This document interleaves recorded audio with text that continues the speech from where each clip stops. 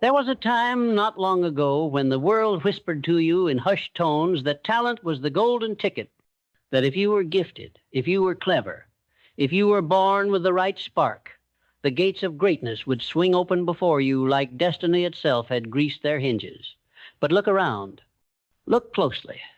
The ones who built empires from silence, who carved legacies from rubble, who stared into the abyss of failure and whispered back, "Not today," they weren't always the most talented. They were the most obsessed. And obsession, misunderstood by the timid and feared by the comfortable, is not madness. It is clarity sharpened to a blade. It is purpose distilled into fire. It is the relentless pulse that beats beneath every story worth telling. You were never meant to merely exist in this world. You were engineered for impact, for creation, for leaving behind a fingerprint so indelible that time itself hesitates to erase it. But somewhere along the way, perhaps in a classroom that praised compliance over curiosity, in a conversation that equated risk with recklessness, in a mirror that reflected doubt more clearly than dreams, you began to believe that your worth was tied to how easily you succeeded. That if it didn't come naturally, it wasn't meant for you. That lie has cost you years, maybe decades. But today, that lie ends. Because talent is passive. Obsession is active. Talent waits for inspiration. Obsession becomes it. Obsession begins in the mind, not as a chaotic frenzy, but as a quiet, unshakable knowing, a mental architecture so precise, so fortified, that no storm of doubt can shake its foundation. Napoleon Hill called it definite chief aim, not a vague wish, not a hopeful fantasy, but a crystalline vision of what you will become, so vivid it casts shadows in daylight. Most people wander through life with goals written in pencil, erasable, smudged, easily abandoned when the first wave of resistance crashes ashore. But the obsessed, they carve their aim into stone, not with arrogance, but with reverence, because they understand. A life without a North Star is not free, it is lost. And freedom is not the absence of direction.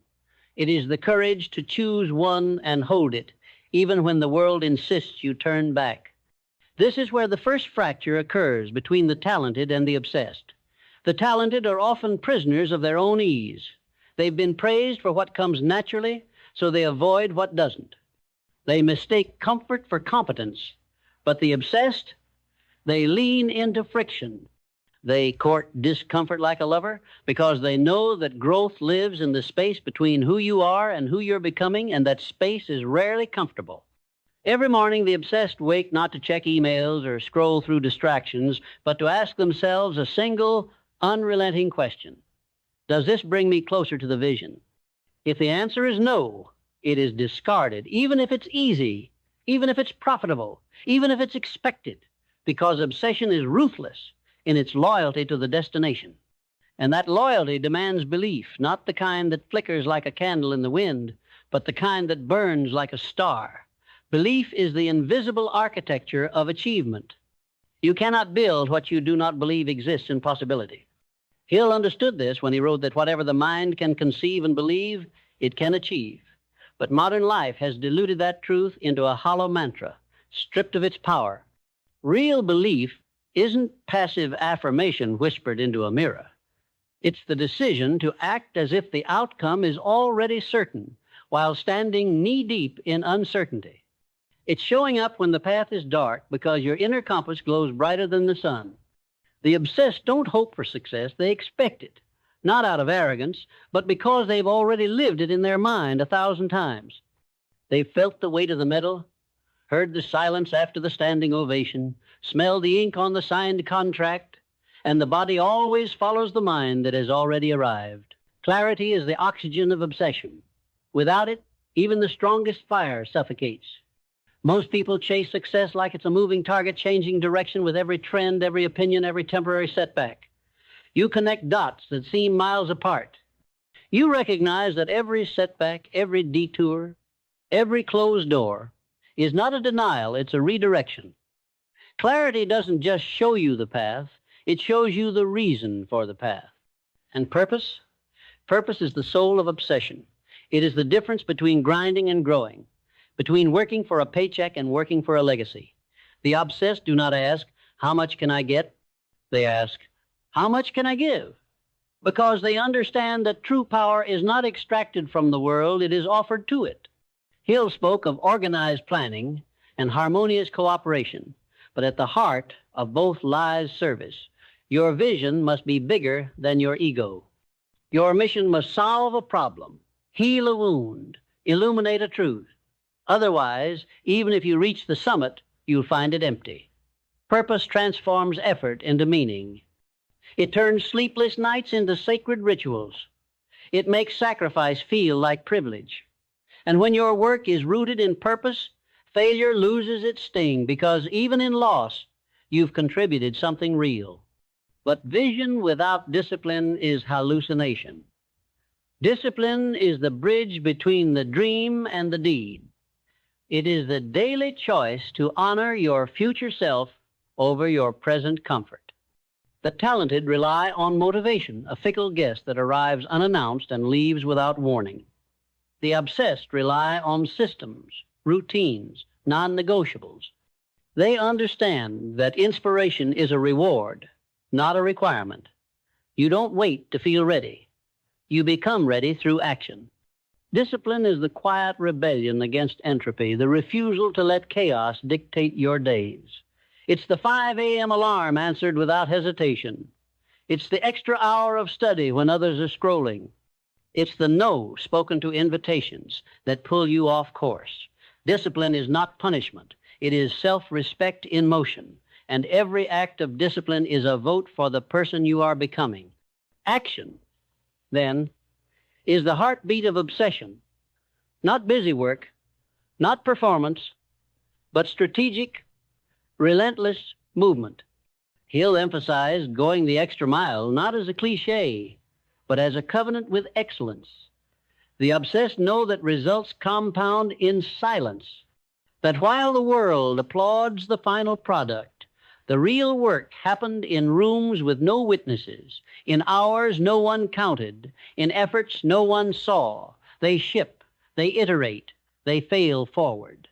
They understand that motion creates momentum, and momentum creates miracles. Waiting for perfect conditions is the luxury of the hesitant. The obsessed create conditions through action.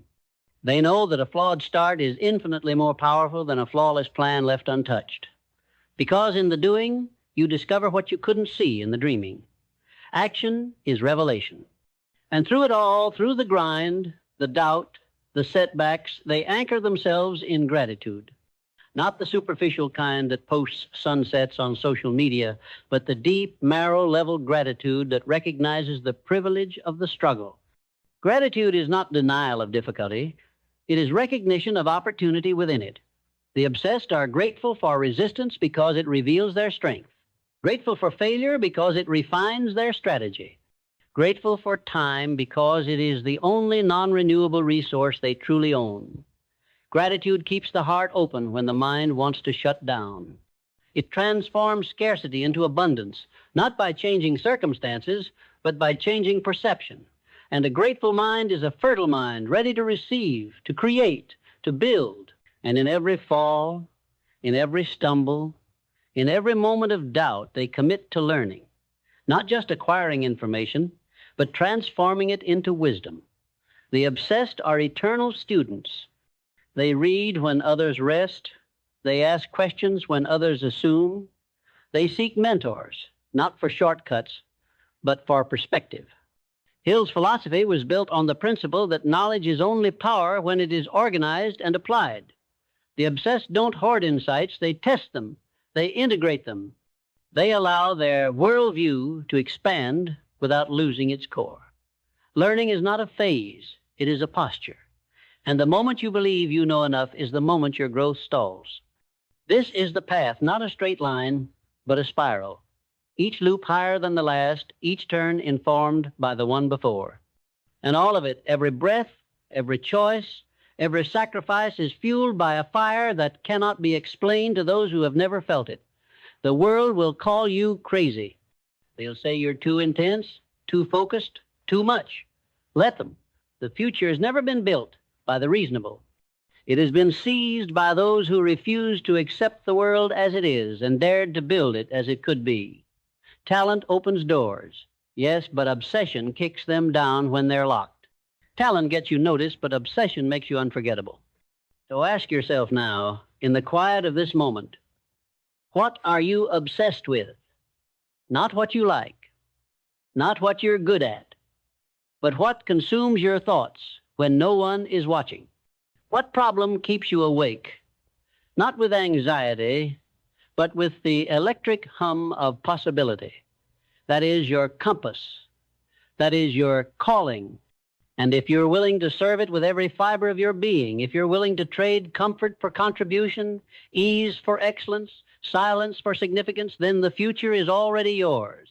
Because the future does not belong to the talented.